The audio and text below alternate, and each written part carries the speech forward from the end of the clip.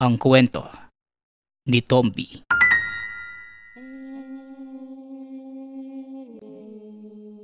Ang kwentong ito ay hango sa totoong buhay. Mula ito sa isa nating tagapakinig. Karanasan ito ni Bully.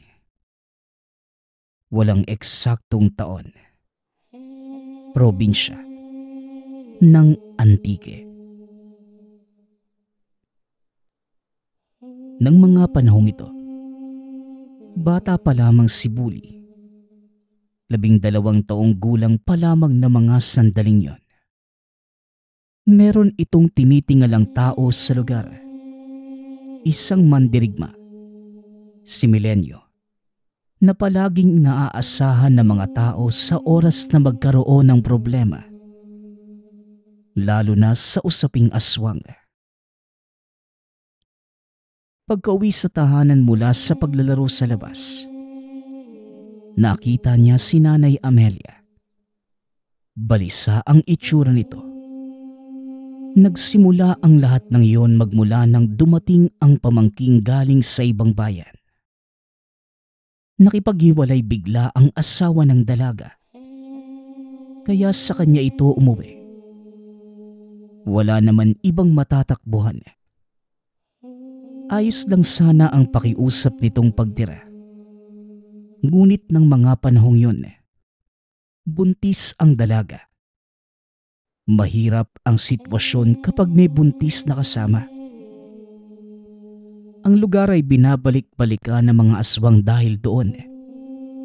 Ilang beses na ding may nakaengkwentro maging ang asawa ni Nanay Amelia, na si Tatay Manding.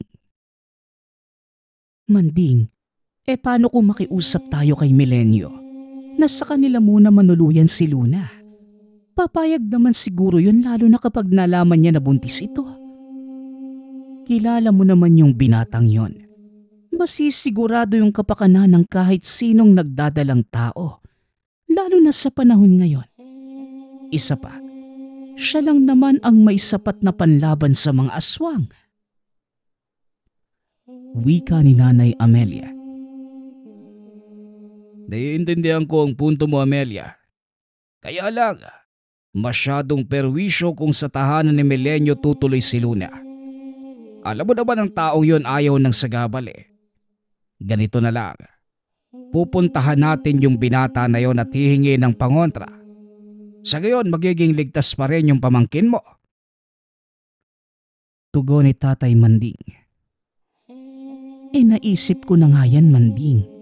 Hindi ako kampante sa ganyan. Dahil yung kapitbahay nga natin na meron ng pangontra, nabiktima pa rin. Saka kung dito sa tahanan natin si Luna, at kapag may aswang na magtatangka, hindi mo na rin maitataboy dahil sugatan ka. Namamagapay ang binti mo. Muling wika ni Nanay Amelia. Napabuntong hininga naman si Luna. Sa katunayan, tumutulong sa pagtaboy ng namataang aswang sa lugar si Tatay Manding noong nakaraang buwan. Kaso sa kasamaang palad, aksidenteng tumama sa bakal ang binti na naging dahilan na magkaroon ng malubhang sugat. Walang sapat na gamot at hindi nakabalik sa sentro para magpaturok ng anti-tetano. Pinagtsatsagaan na lamang ang mga halamang gamot. O sige, subukan mong pakiusapan si Milenyo. Kung hindi papayag, humingi ka na lang ng pangontra at sisikapin kong protektahan kayo rito sa bahay. Wika ni Tatay Manding. Sa kabilang banda naman tahimik na nakikinig si Luna sa usapan.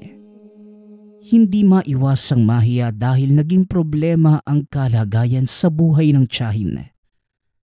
Napabuntong hininga na lamang habang hinahagod ang umbok na tiyan. Ate, pasensya ka na kung ganito yung sitwasyon na naabutan mo, ha. Huwag bumamasama inyong napag-uusapan ni na tatay at nanay. Sadyang naghahanap lang ng solusyon para maging ligtas ka at yung magiging anak mo. Sa panahon kasi ngayon, Mahirap kapag may kasamang buntis. Naglipa na yung mga aswang eh. Pero huwag kang mag-alala ate, dahil may magiting na namumuksa sa lugar na ito. Wika ni Bully. Nag-iisang anak ni Nanay Amelia at Tatay Manding. Tumango na lamang si Luna. Lumapit sa mesa para mananghalian. Pagsapit naman ng hapon, sinadya ni Nanay Amelia si Milenyo upang humingi ng tulong. Naghintay ng ilang oras dahil may nilakad ang binata. At pagkabalik nito, isang tingin lang sa kanila ay alam na kagad ang pakay nila sa lugar. Alam naman ninyo ang kalagayan ng lugar natin sa panahon ngayon eh. Tapos nagpapatuloy kayo ng buntis. Aling Amelia, seryosong problema ang pinapasok mo sa inyong tahanan. Wika ni Milenyo. Milenyo, wala nang ibang mapupuntahan ng pamangking ko. Sa makapilang buhay na yung mga magulang at ako na lamang ang natitirang kaanak. Alangan naman na itataboy ko. Kawawa naman yung pamangkin ko at magiging anak niya. Tugon ni Nanay Amelia. Mang Milenyo, pumayag na po kayo. Alam ko naman na hindi nyo hihindian yung ganitong sitwasyon eh. Isa pa, sasamahan ko si Ate Luna kung sakaling papayag kayo. Ako na yung bahala sa lahat ng gawaing bahay. Pangako po yan. Sabat ni Bully. Kakarating lamang ng bata at pawisan pa mula sa pagtakbo. Ikaw naman Bully. Itong anak mo Aling Amelia napakakulit. Sumadya yan dito sa bahay noong nakaraang araw eh. Kinuha yung sagrado kong kampilan. Ginamit ba naman na panguha ng bayabas? Hindi lang yon, pati yung tanim kong mga halamang gamot sa likod. Tinabas at pinakain sa alaga niyong kambing. Wika ni Milenyo. Nagpipigil ng galit habang isinasalaysay ang ginawa ni Bully. Napaiwas na lamang ng tingin ang binata sa takot nang makita ang reaksyon ng ina. Ikaw Bully, yari ka sa akin sa bahay mamaya ha? Hindi ka na nahiya kay Milenyo. Pasensya na lang ha, Milenyo. Alam kong pasaway talaga tong anak ko eh. Wika ni Nanay Amelia. O siya, balik tayo sa problema. Kung talagang mapilit kayo, papayag ako pero wag isama ang batang yan. Patong-patong na yung iisipin ko eh. Wag mo nang idagdag yung anak mong si Bully. Napakakulit pa naman yan. Maraming salamat sa pagpayag, Milenyo ha. Oo, hindi ko na isasama si Bully. Si Luna na lang. Wika ni Nanay Amelia. Pagkatapos ng usapan, umuwi na sila para maihanda ang mga gamit ni Luna. Ngayong gabi sa tahanan ni Milenyo ito matutulog upang masigurado ang kaligtasan ng dalaga. Sasamahan ito ni Nanay Amelia para hindi mailang ang pamangkin. Mabuti naman at pumayag si Milenyo.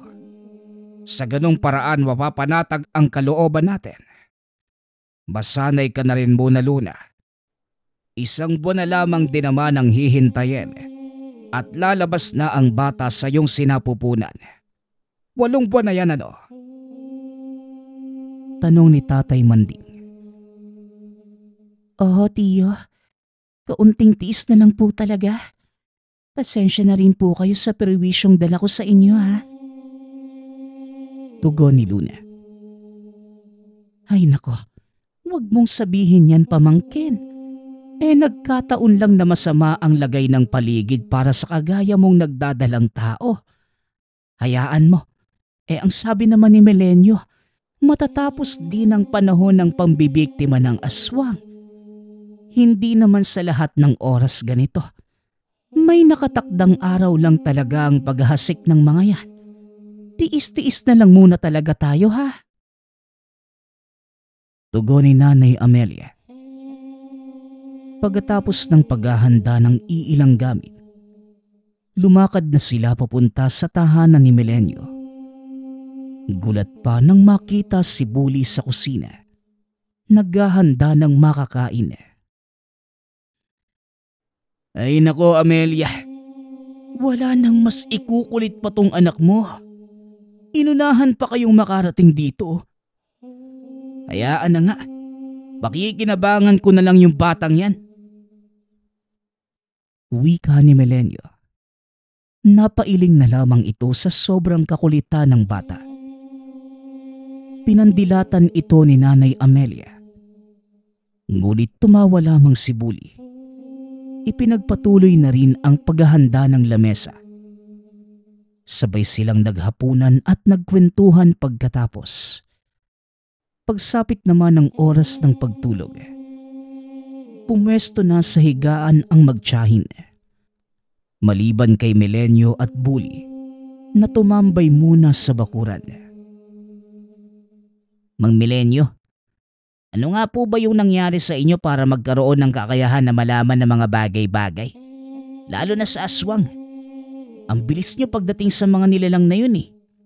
Naisip ko lang po na baka dati kayong aswang sa nakaraang buhay. Aray! Aray naman po! Natigil si Bully sa pagsasalita. Nang batukan ito ni Milenyo. Kung dati man akong aswang, sana noon pang nakaraang buhay hinanap na kita para mabiktima. Napakalala ng dila mo, Bully. Wika ni Milenyo. Ito naman si Mang Milenyo. Biro lang. Ganyan siguro kapag tumatanda na no. Hindi na alam yung pinagkaiba ng seryosohan sa pagbibiro. Maiba nga po pala ako. Kailan matatapos yung panahon ng mga aswang? Nakakaawa na po kasi yung sitwasyon ng mga buntis ngayon eh. Nangangamba na nga sila na baka malaglag yung bata sa sinapupunan. Dumadagdag pa yung nilalang na yan. Ang masyadong pag-aalala, nadudulot din po ng masama sa ibang buntis, di ba? Seryosong wika ng bata. Hindi magtatagal. Kakalma din ang sitwasyon. Nagkataon lang talaga na maraming nagdadalang tao. Ngayon pa na oras na mga aswang. Pero wag kang mag-alala. Malapit nang matigil ang pambibiktima. Hindi naman sa matitigil na talaga dahil darating muli ang panahon ng paghahasik. Pero sa ngayon, gusto kong maging alerto ka, Bully. Kailangan ko rin ng tulong mo kaya pumayag akong dumito ka sa bahay. Makinig ka lang mabuti para hindi ako magalit ha. Tugon ni Milenyo. Yan ang gusto ko. Ano po bang gagawin ko, Mang Milenyo? Wala naman masyado. Isa lang ang ibibigay ko. Maging alisto ka sa mga senyales ng paligid. Kung may kahina-hinalang mapansin, magsabi ka kagad sa akin. Tugon ni Milenyo. Sa puntong ito naging bantay si Bully. Walang reklamo na tinanggap ang utos. Sa sala siya pumwesto. Nakadungaw sa bintana habang tinitignang maigi ang paligid. May bitbit na langis. Para pang saboy kung sakaling may makitang aswang. Ilang oras ang lumipas wala pa namang napapansin. Ngunit makaraan lamang ang ilang sandali. Napako ang tingin sa unahan. Madilim ang bahaging yun ngunit malinaw na nakikita ang gumagalaw na anino. May hubog ito ng isang taong gumagapang. Inakala ng bata noong una na baka kapitbahay lamang na dumudumi. Wala pang maayos na palikuran ang mga kabayan. Ngunit nang sandaling umalingasaw ang matinding amoy, wala sa sariling napasigaw. Kagad namang naagaw ang atensyon ni Milenyo. Naabala sa pag-aayos ng mga kagamitan niya. Sa hudyat ni Bully, dali-daling kinuha ang kanyang sandata, ang sagradong kampilan. Saka ito dali-daling lumabas. Doon ho, Mang Milenyo. May gumagapang na aswang sa damuhan. Hulihin po ninyo. Sigaw ni Bully. Natataranta na ito ng mga sandaling yon. Ang lakas ng boses mo. Hinaan mo at baka mabulabog ang ibang tao. Sa sigaw mong yan, malamang natimbrehan na din yung aswang. Kapag yun nakatakas, yari ka talaga sa akin. Wika ni Milenyo. Tumahimik naman si Bully ngunit huli na. Nagising ang mga kapitbahay lalo na sina Nanay Amelia at Luna. Sa kabilang banda naman, tinalasan ni Milenyo ang paningin para sa paghahanap. Naamoy ang aswang ngunit hindi pa mahagilap ang pinagtataguan. Nilibot niya ang abandonadong tahanan ng dating negosyante. Paglabas dito, naabutan ang aswang. Kagad nitong sinunggaban ngunit madaling nakabawi. Otomatikong kumilos ang kamay. Sabay wasiwas ng kampilan. Napapikit na lamang ang binata sa pagtilamsik ng dugo. Pagbagsak nito ay dali-dali muling sinaksak hanggang sa tuluyang binawian ng buhay. Nakapamewang pang tinitiga ni Milenyo ang nakahandusay na nilalang. Napabuntong hininga na lamang siya. Naghanap ng mapaglalagian ito. Pagkatapos ay dinala sa pagmamay-aring lote, kung saan naging hantungan ng pinaslang na mga nilalang. Nang may ayos ang bangkay, umuwi na ito para tawagin muli si Bully. Magpapatulong sa paggawa ng hukay. Wala naman itong reklamo. Marami nga lang mga katanungan na mga sandaling yon. Mang Milenyo, akala ko hindi nyo nabubuksan ng lupang to. Saradong-sarado kasi tapos binakuran pa. Siya nga po pala, ang daming bakas ng hukay. Dito nyo po ba inililibing lahat ng aswang na napapatay nyo? Tanong ni Bully. Sa puntong ito, naghahanda na sila sa pag-uwi. Wag nang maraming tanong. Bitbitin mo na ang kagamitan na makabalik na tayo. Yung nanay at pinsan mo lang ang naiwan doon. Tugon ni Milenyo. Nahalata naman ng bata na tipid ito sa pagsasalita. Kaya hindi na ito nangulit pa. Pagsapit naman ng umaga, nagpaalam na sina Nanay Amelia na uuwi. Ang usapan ay sa gabi lamang manunuluyan. Nagpaiwan si Bully sa tahanan ni Milenyo. Natuwa na rin ang binata dahil may nauutusan. Hindi naman naging iba ang pakikitungo ng pamilya ni Bully kay Milenyo. Malayo nila itong kamag-anak. Ngunit naging malapit pa rin sa isa't isa. May mga pagkakataon lang na merong hindi pagkakaunawaan. Ngunit nasusolusyonan naman kagad. Parang mag-ama lamang din ang turingan. Sa paglipas ng mga araw, ganon pa rin ang sitwasyon. Kapag gabi sa tahanan ni Milenyo natutulog, uuwi rin naman kagad pagsapit naman ng umaga. Walang nagpaparamdam na aswang na mga sandaling yun. Kaya naging maayos ang takbo ng lahat. Nakahinga rin kahit papano. Nabawasan ang mga isipin. Ngunit pagdating ng araw muling naghasik ang nilalang. Mang Milenyo, narinig niyo na po ba yung nangyari sa anak ni Aling Belen? Sinunggaban ng aswang doon sa daan kagabi. Oras na kasi siya umuwi galing sa trabaho. Nagkataon na nadaanan ng nilalang. Ayun, dinala sa paggamutan ni Mang Doming. Mabuti na agapan din kagad eh. Wika ni Bully. Yun nga ang narinig ko mula sa kapitbahay.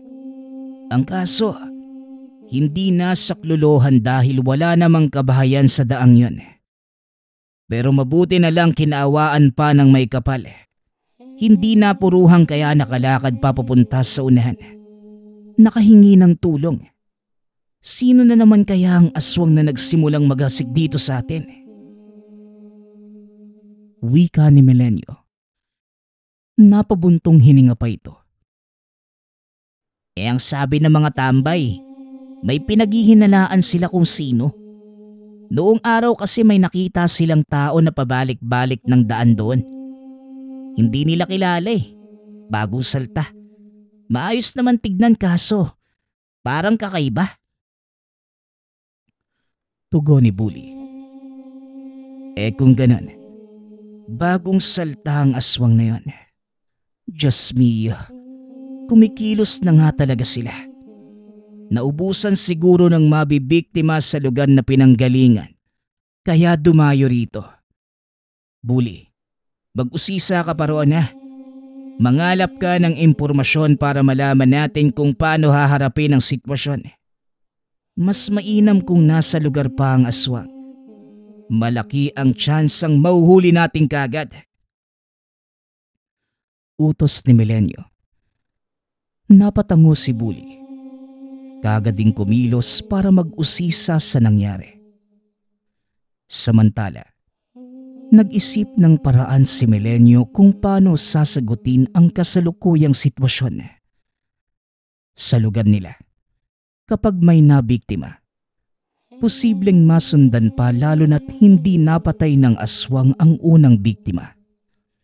Magpapalipas lamang ito ng ilang araw bago muling sumalakay roon.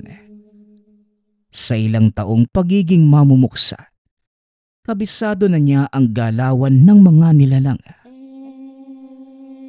Habang hinihintay ang balita mula kay Bully, iginugol niya ang oras sa pagdarasal.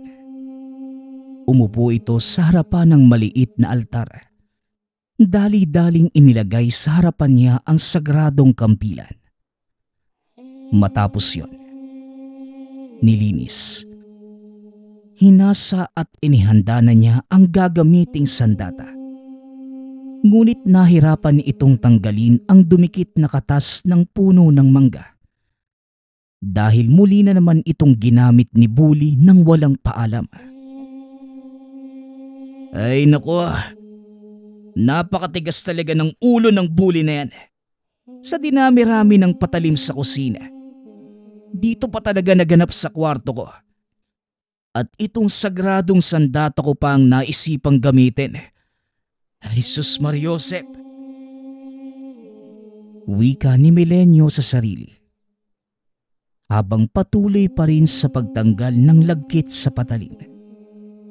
Pagkatapos, hinarap nito si Bully na kakarating lang. Mang Melenyo, sa kabilang sityo nakita ng mga tambay yung sinasabi nilang tao. Isang babae. Madali lang makilala kasi unang tingin lang mapapansin na merong mali. Lalo na kung kayo makakakita. Kanina lang nila namataan doon. Ang hinala nila naghahanap na naman ng mabibiktima. Ganun ba? Maiba tayo, Bully.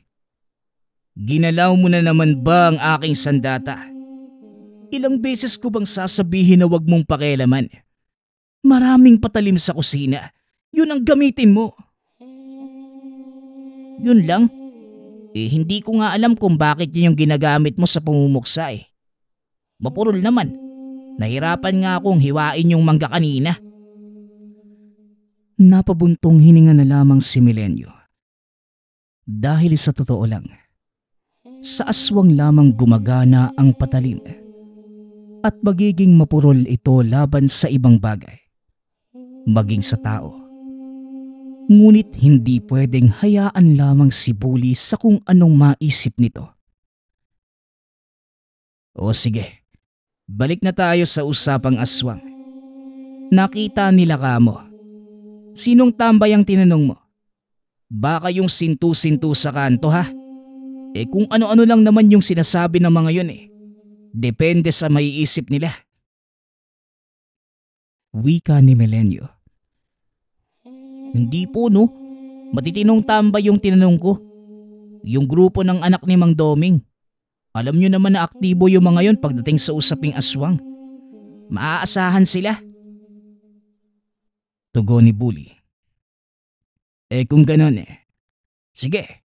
Ikonsidera natin ang nakalap mong impormasyon.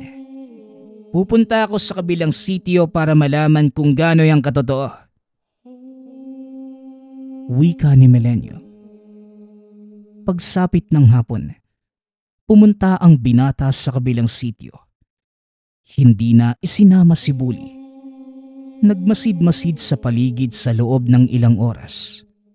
Umuwi na rin kagad pagkatapos. Hanggang sa nakasalubong sa daan ang tambay na pinagtanungan ni Bully. Nanindigan ito sa sinabi na meron talagang umaaligid na aswang sa lugar. Hiningian niya ito ng detalyadong deskripsyon. Maayos naman itong naibigay. Pagkatapos, bumalik na ng tahanan. Habang nagpapaantok, binuksan ni Melenyo ang bintana upang makalanghap ng sariwang hangin. Tulog na ang mga kasama sa tahanan. Siya na lamang ang nag-iisang gising. Hindi nagtagal. Bigla na lamang nag-iba ang samyo sa paligid. Kagad naalisto nang mapansin ang pagdaan ng isang babae. Kahit nakatalikod sa gawin niya, umakma ang iilang deskripsyon na binanggit ng tambay. Hindi na nagdalawang isip.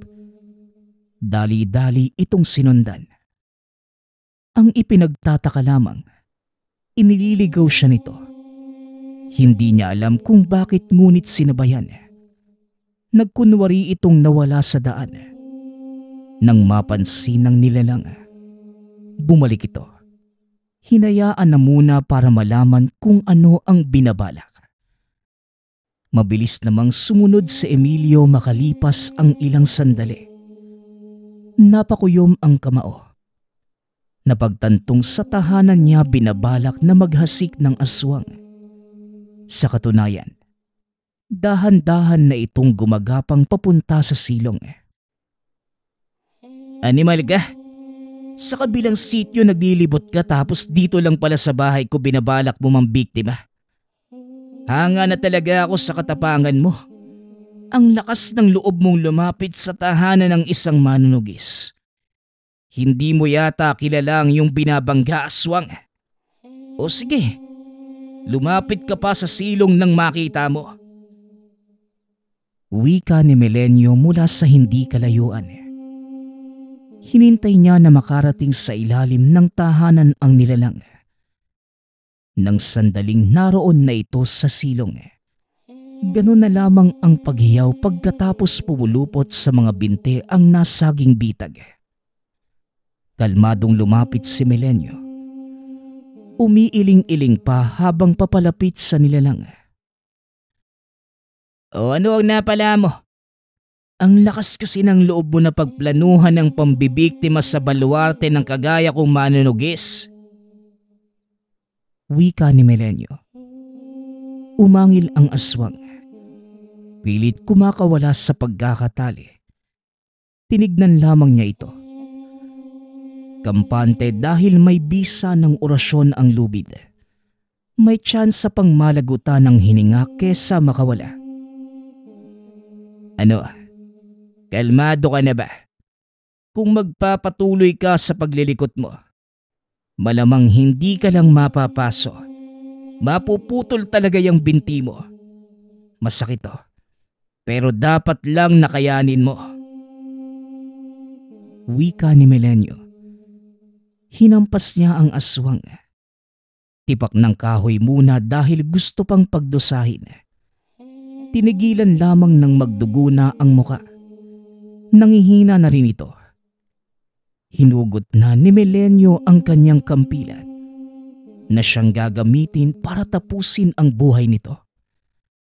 Napatanda muna ng krus bago tuluyang isinaksak.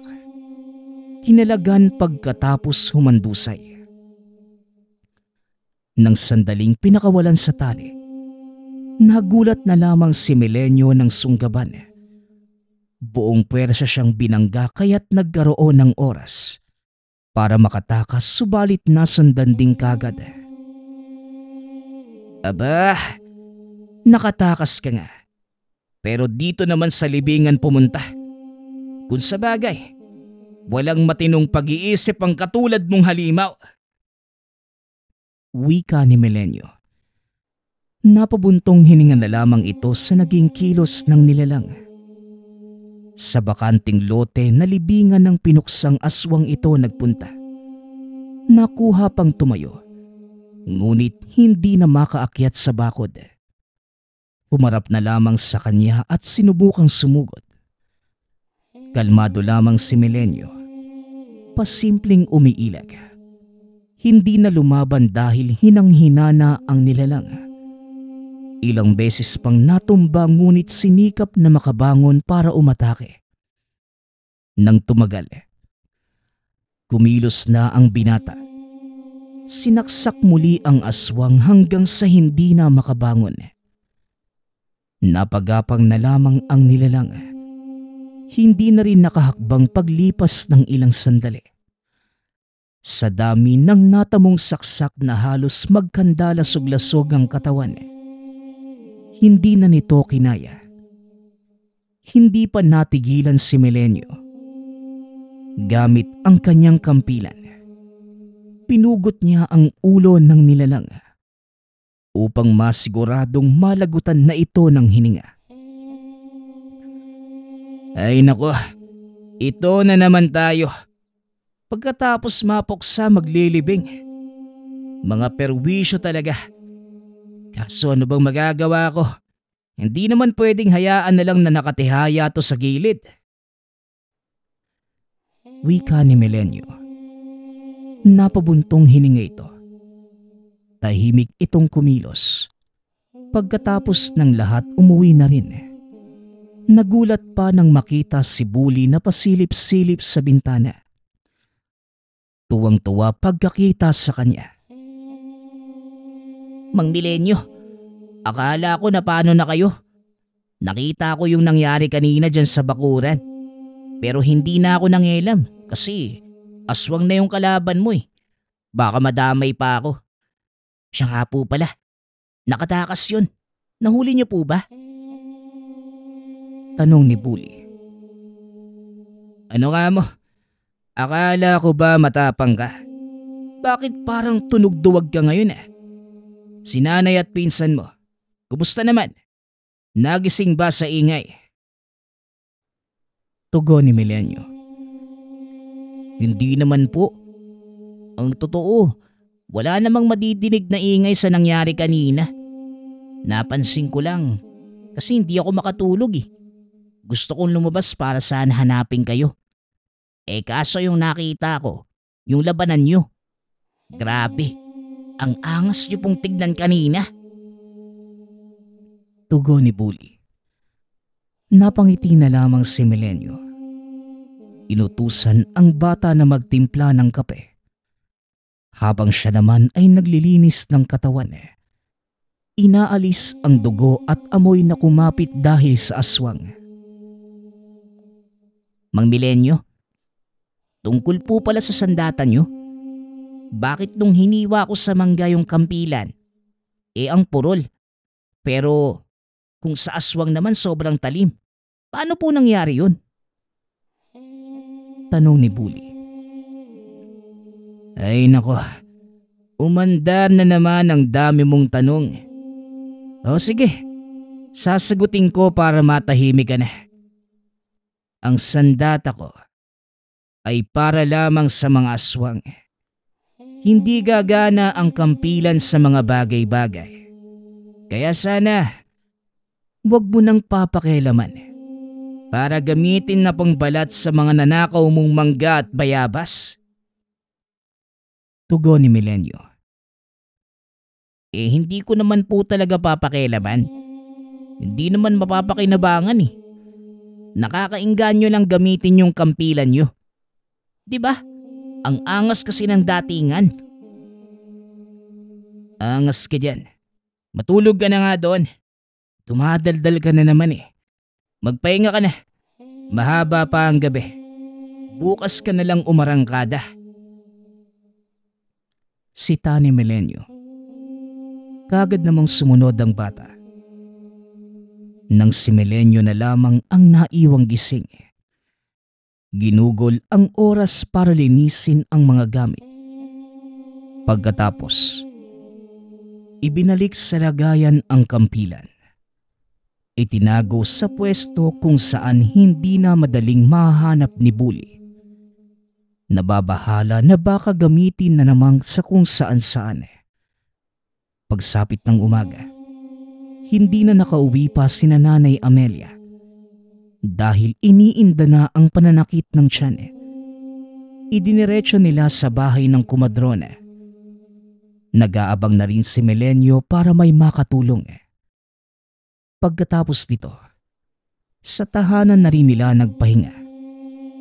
Pinagbawalan na ang buntis na maglakad-lakad dahil nalalapit na ang araw ng panganganak. Sumasadya na lamang si Milenyo sa kanila. Minsan doon na rin ito natutulog para mabantayan. Wala namang masamang nangyari hanggang sa dumating ang puntong nailuwal ang bata. Alisto naman ang binata, maging si Bully lalo na sa banta ng mga aswang. Paminsan-minsan merong nagpaparamdam. Ngunit walang laban ang naganap dahil dinoble ni Milenyo ang bisa ng mga pangontra. Sa paglipas ng mga araw, muling napayapa ang lugar. Natapos din ang panahon ng paghasik ng mga nilalang. Saglit na nawala ang pangamba ngunit naroon pa rin ang takot ng karamihan. Hindi natin masasabing tapos na dahil walang hangganan ang pambibiktima ng mga ito. Matapos ang lahat ng kaganapan, muli na namang bumalik sa normal ang lahat. Nagpatuloy sa araw-araw na gawain si Milenyo, habang si Bully naman unti-unting nagbago ang hilig. Itinuon ang oras sa pag-aaral at pagtuklas ng ibang bagay. Naiinis man si Milenyo sa kanya, ngunit merong parte sa kaloob-looban na hinahanap-hanap niya ang presensya ng bata. Ngunit sa loob ni Milenyo, mas mabuti na ang ganun kesa gayahin pa siya ni Bully. Hindi madali ang gampanin ng isang manunugis. Araw-araw nalalagay ang buhay sa peligro para lamang makatulong sa ibang tao. Ito ay isang tungkulin na kanyang ginagampanan hanggang sa dumating ang dapit hapon sa buhay. Ang susunod nating kwento ay mula sa isa nating tagapakinig. Karanasan ito ni Kulas. Walang eksaktong taon. Probinsya ng Quezon. Bata pa lamang ito. Pangarap na ni Kulas na makapagtayo ng sariling tahanan. Kaya naman nang makapagtapos, nagpursige ito sa pagtatrabaho upang makapag-ipon ng sapat na salapi. Makalipas naman ang ilang taon, malapit nang matupad ang pangarap ni Kulas. Nakapag-ipon ito. Sa wakas, mapapatayo na ang pinapangarap na tahanan. Hanggang sa nakahanap ang binata ng manggagawa at nagsimula na ang pagpapatayo ng bahay. Hanggang sa lumipas ang isang buwan, bigla na lang naglaho ang kausap niya na parang bula. Dahil medyo nag-aalangan siya sa mga ito nung una, hindi niya kagad binayaran ang kausap niya. Ngunit matapos ang 1 buwan ay binuo na ni Nicolas ang bayad. Upang bilisan nila ang pagtatrabaho, ngunit bigla na lang nawala. Kaya lang pala sila nagtrabaho ng 1 buwan. Dahil hinihintay lamang ng mga ito na mabuo ang bayad, tsaka sila nagtatago. Durog na durog ang puso ni Nicolas na mga sandaling yun nang malaman na niloko pala siya ng kausap. Kalahati lang ang itinayo ng mga ito at hindi pa maayos. Ilang araw na balot ng kalungkutan ang mundo ni Nicolas. Upang mabawasan ang hinanakit, naisip niya ang kasintahang si Josephine. Natulungan siyang tapusin ang nasimulan ng mga nanloko sa kanya. Dahil meron naman itong karanasan sa pagbuo ng tahanan, natupad din ang pinapangarap ni Nicolas. Ngunit kulang ang natirang pera ng binata para sa mga materyales. Ibinigay ng ama ang ilan sa mga puno sa kanilang lupain. Madaming matataas na puno ng akasya na matatagpuan sa lupa ng ama. Pinutol ang ilan sa mga ito upang gamiting materyales sa bahay ni Nicolas. Nabawasan kahit papano ang sama ng loob. Ngunit hindi yon naging sapat upang tuluyang mawala ang sama ng loob, na sa isang iglap ay nawala ang lahat ng inipon. Makalipas ang ilang buwan, tuluyan nang natapos ang bahay ni Nicolas. Laking pasasalamat niya sa lahat ng tumulong, lalo na sa kasintahan. Akala ni Nicolas ay magiging maayos na ang lahat. Ngunit isang gabi, habang natutulog, nagkaroon ito ng masamang panaginip. Kamatayan ng mga mahal sa buhay ang nakikita. At paulit-ulit lamang ito. Alam ni Nicolas na panaginip lamang ang lahat. Ngunit hindi siya magising-gising. Makalipas ang ilang sandali, pakiramdam niya ay hindi na siya makahinga. Sinikap niyang galawin ang mga daliri sa paa at kamay. Kalaunan, nagawa niya ito. Nagising ang binata na naghihingalo. Ramdam pa din ang bigat sa dibdib. Ano bang nangyayari sa'yo, Nicolas? Ayos ka lang ba? Ayos lang ako, Josephine. Binungungot lang ako. Tara, matulog na lang ulit tayo. Sigurado ka bang ayos ka lang? Halika, yayakapin na lang kita. Pag-uusap ng magkasintahan. Hindi nagtagal. Nakatulog naman silang uli. Ngunit nagpatuloy ang mga bangungot ni Nicolas ng ilang araw. At isang gabi, hindi na niya ito kinaya. Josephine, hindi ko na kaya to. Ilang araw nang lumilipas at palala ng palala yung panaginip ko. Baka isang araw, hindi na lang ako magising. Wika ni Nicolas. Pero Nicolas, kailangan mong matulog. Hindi pwedeng hindi ka magpahinga. Magkakasakit ka sa ginagawa mo eh. Hindi mo nakikita at nararamdaman ang nangyayari sa akin, Josephine. Hindi mo alam kung gaano kasakit. Kahit kalabanin ko yung sarili ko na gumising gabi-gabi para mabuhay katabi mo. O sige, bukas na bukas, maghahanap tayo ng manggagamot para matulungan tayo. Pero parang awa mo na, Nicolas. Matulog ka ngayon. Babantayan kita para mapanatag ang loob mo. Wika ni Josephine. Hindi na nakipagtalo pa si Nicolas. Dahil pagod na ito. Ilang araw na siyang hindi nakakatulog ng maayos.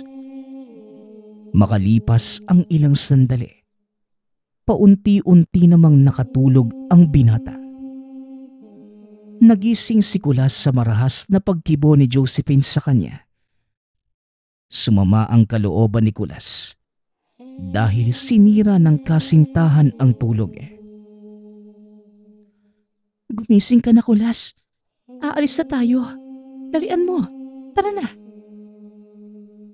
Wika ni Josephine. At kagad niyang hinila si Kulas papalabas ng tahanan. Teka nga, Josephine. Saan ba tayo pupunta? Madaling araw pa lang.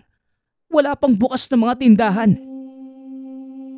Wika ni Kulas habang kinukusot-kusot pa ang mga mata. Nakaidlip ako paunti-unti. Tapos pagdilat ko, nakita ko siya, Kulas. Merong napakalaking babaeng nakaupo sa dibdib mo. Nagkatitigang kami ng nilalang na yon. Hindi ko alam ang gagawin ko pero mas nangingibabaw ang pagmamahal ko sa'yo kesa sa takot. Kaya naman nilapitan ko ang nilalang na yon. Kahit na sobrang natatakot ako. Nung nagising ka, biglang nawala yung babae. Pagpapaliwanag ni Josephine at nakarating sila sa isang kubo. Tao ho. Tao ho. Nandito po ba si Tandang Carlos?